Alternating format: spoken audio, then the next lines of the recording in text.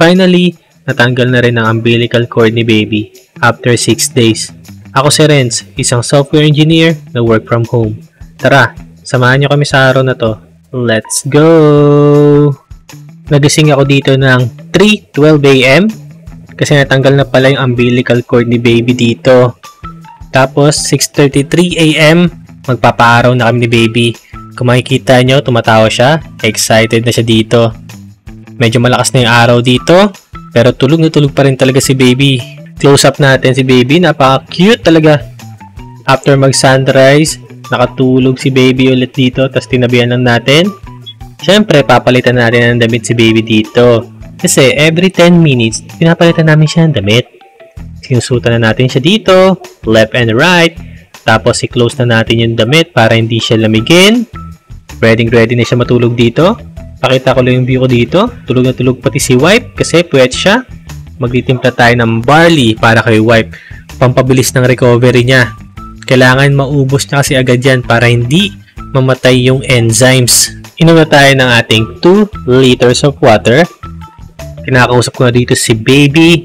Pinapangaralan ko siya. Kasi sinasabi ko sa kanya na, baby, kapag 2 months ka na, dapat marunong ka na magbasa. Pwede ka nang utusan bumili sa Save More. Tapos ito, pinapaamoy ko lang sa kanya yung cashew peanut.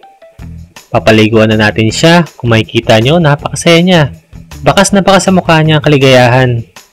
Siyempre, fresh na siya. Kaya nakatulog ulit siya. Kiss muna natin si baby. Si wife din, ikikis si baby. Papunta tayo sa isang kwarto para kumuha ng mat.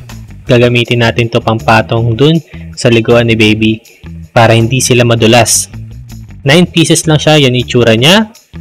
Namumulat-mulat na dito si baby. Kakain na muna tayo dito. Yung sabaw ulit. Pampagana sa breastfeeding ni wife. Isang subo. Tapos inumin na natin yung gatas na may yelo. The best talaga kapag may yelo yung gatas. Papunta ako sa 7-Eleven para mag-withdraw. Kukunin kasi natin yung Shopee. Kaso nagka-problema tayo kasi kinain yung ating ATM. OMG, first time na nangyari sa akin to. Hindi ko alam yung gagawin ko kaya kinausap ko si wife. Pumunta muna ako sa ibang bangko para mag-withdraw kasi need ko na makuha itong product na to para kay wife. Kinakausap ko dito yung may-ari ng bangko kasi sinasabi ko ano nangyari, bakit kinain nyo. Tapos sabi nila wala na silang magagawa. Kaya report ko sila. Ito yung nakuha namin sa Shopee press pump. Open na natin. Pakita ko lang sa inyo. Digital to. May mga pindutan sa ilalim. Siyempre, iti-testing natin siya. Marami ako nakuhang gatas dyan para kay baby. After, kakain na tayo ng sinigang luto ni wife. Isang higop. Napakasarap talaga. Pati itong orange. So good. Pababa ulit tayo kasi kukuha tayo ng another Shopee. Higaan natin. Meron tayong turon na bili. Yan, ilalatag na natin para buksan. Inabot ako dito ng 6 hours kaka-open. Kaya kung makikita nyo, pagod ako. Tapos bad trip ako dyan, oh. Kasi lalapag na natin dito. Yan yung itsura niya. Matulog na tayo. So, yun lang. Thank you for watching.